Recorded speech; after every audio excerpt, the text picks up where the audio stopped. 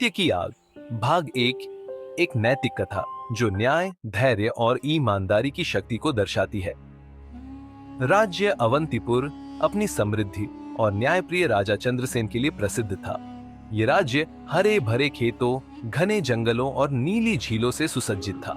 राजा की न्यायप्रियता के कारण प्रजा सुखी थी, लेकिन राज्य के अंदर एक रहस्यमयी साजिश जन्म ले रही थी। की जय हो, महाराज की जय हो, महाराज की जय हो, महाराज की जय हो, महाराज की। राजमहल के दरबार में दरबारियों की फुसफुसाहट और सैनिकों की कड़ी चौकसी के बीच राजा चंद्रसेन अपने सिंहासन पर विराजमान है। सेनापति वीरभद्र उनके सामने खड़े हैं।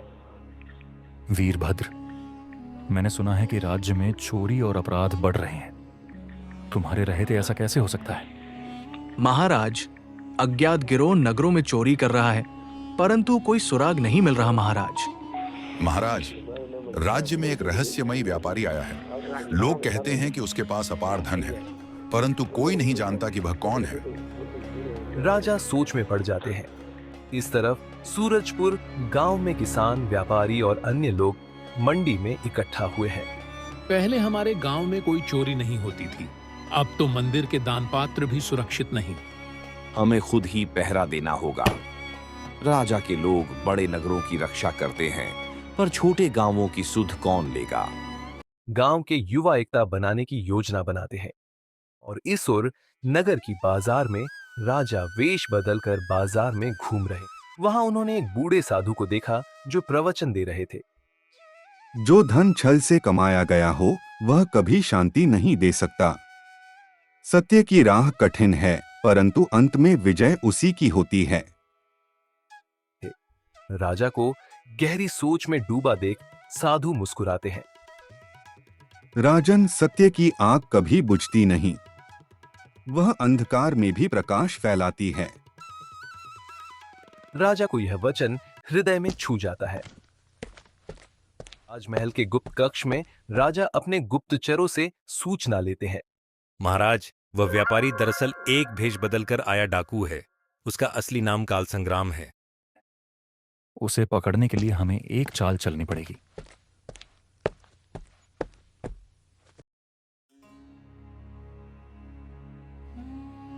राजा एक योजना बनाते हैं।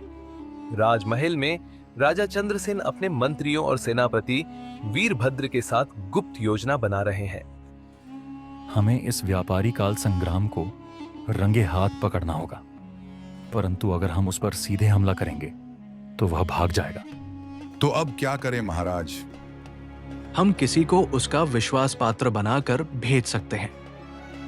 मंत्री सोमेश्वर कुछ सोचते हैं। महाराज, नगर का सबसे चतुर व्यक्ति कौन है? यही तो हमें देखना है।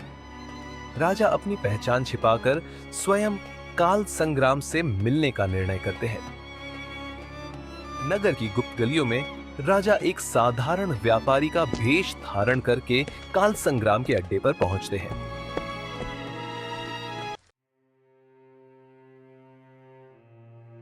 तुम कौन हो और यहाँ क्यों आए हो? मैं एक व्यापारी हूं जो तुम्हारी शक्तियों से प्रभावित हुआ हूं। मैं भी तुम्हारे गिरोह का हिस्सा बनना चाहता हूं। हमें बेवकूफ बनाने वाले बहुत आए हैं। पहले हमें तुम्हारी नीयत परखनी होगी। राजा को अपनी बुद्धिमत्ता से काल संग्राम का विश्वास जीतना होता है। सूरजपुर गांव वाले अपनी रक्षा के लिए खुद पहरा देने का निर्णय करते हैं। हम अब और नहीं सहेंगे, हमें एकता दिखानी होगी। हम रात भर पहरा देंगे और कोई भी संदिग्ध व्यक्ति दिखे तो उसे पकड़ लेंगे। गांव की महिलाएं भी मदद के लिए आगे आती हैं। काल संग्राम के अड्डे में राजा ने काल संग्राम का विश्वास जीत लिया है और अब गिरोह की योजनाओं को समझ रहे हैं। कल रात हम राजमहल के खजाने पर हमला करेंगे। ये राज्य हमारा हो जाएगा। राजा मन ही मन मुस्कुराते हैं, क्योंकि वे यही सुनना चाहते थे। वे गुप्त रूप से अपने सैनिकों को सूचना भेजते हैं। राजमहल के प्रांगण में रात का समय काल संग्राम अपने गिरोह के साथ राजमहल में घुसने का प्रयास कर रहा है। घेर लो इन दुष्टों को। घमासान युद्ध होता है, परंतु अपराधी अंततः हार जाते हैं। काल संग्राम भाग जाने की कोशिश करता है, लेकिन राजा स्वयं उसे पकड़ लेते हैं। तुम्हारा खेल खत्म हुआ। सत्य आग बुझाई नहीं जा सकती है। राज दरबार में काल संग्राम और उसके गिरोह को दंड दिया जाता है। गांव वालों को उनकी बहादुरी के लिए सम्मानित किया जाता है। ये जीत सिर्फ हमारी ही नहीं है, बल्कि सत्य, ईमानदारी और एकता की है। प्रजा राजा की जय जयकार करती है। गांव वालों को भी उपहार दिए जाते हैं। राजमहल के कारागार में काल संग्राम को जंजीरों में बांधकर कारागार में डाल दिया गया है। राजा चंद्रसेन और मंत्री सोमेश्वर वहां गए हैं। महाराज की जय हो, महाराज की जय हो, महाराज की जय हो, महाराज की जय हो, महाराज।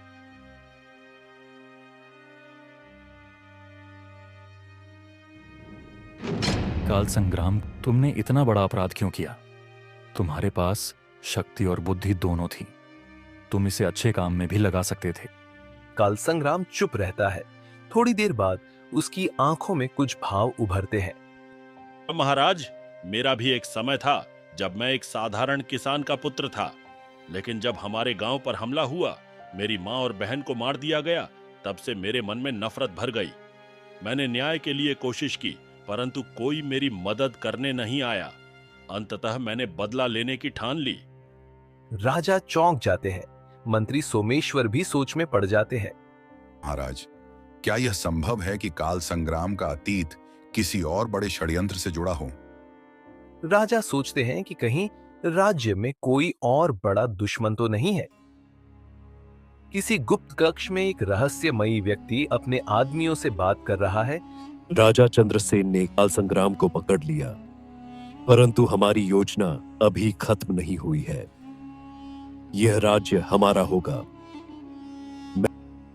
सभी लोग हंसते हैं और अंधकार में विलीन हो जाते। लोग अपने सामान्य जीवन में लौट आए हैं, लेकिन उन्हें लगता है कि कुछ अजीब हो रहा है। मैंने रात को कुछ अजनबी लोगों को घूमते देखा। कहीं यह कोई नई साजिश तो नहीं? गांव वाले राजा को सूचना भेजते हैं। राजमहल में राजा चंद्रसेन को सूचना मिलती है कि राज्य के कुछ हिस्सों में अज्ञात समूह हलचल मचा रहे हैं। ये कोई सामान्य डाकू नहीं है। ये संगठित तरीके से हमला कर सकते हैं। हमें इस साजिश की जड़ तक जाना होगा। राजा एक और गुप्त योजना बनाते हैं। राजमहल के बाहर के मैदान में रहस्यमयी समूह ने राज्य पर हमला कर दिया है, लेकिन राजा और उनकी सेना पहले से तैयार है। भयंकर युद्ध होता है। मारो इन देशद्रोहियों को। राजा खुद तलवार उठाते हैं और शत्रुओं से युद्ध करते हैं। आखिरकार बहुत लड़ने के बाद राजा और उनकी सेना जीत जाती है। रहस्यमयी व्यक्ति पकड़ा जाता है। रहस्यमयी व्यक्ति को राजा के सामने लाया जाता है। तुम कौन हो? जब उसकी पहचान उजागर होती है तो सब दंग रह जाते हैं। मैं कोई और नहीं, बल्कि उस मंत्री का पुत्र हूं जिसने तुम्हारे पिता के शासनकाल में धोखा दिया था। मैं वर्षों से बदला लेने की योजना बना रहा था। राजा चंद्रसेन उसे उचित दंड देते हैं। राजमहल में अब राज्य में शांति लौट आई है। राजा सभी को सम्मानित करते हैं। उनकी बहादुरी के लिए पुरस्कृत किया जाता है। सत्य की आग कभी नहीं बुझती। हम कितनी भी कठिनाइयों से गुजरें, अगर हम सत्य के मार्ग पर चलेंगे तो हमारी विजय निश्चित होगी। सभी लोग खुशी से जय जयकार करते हैं।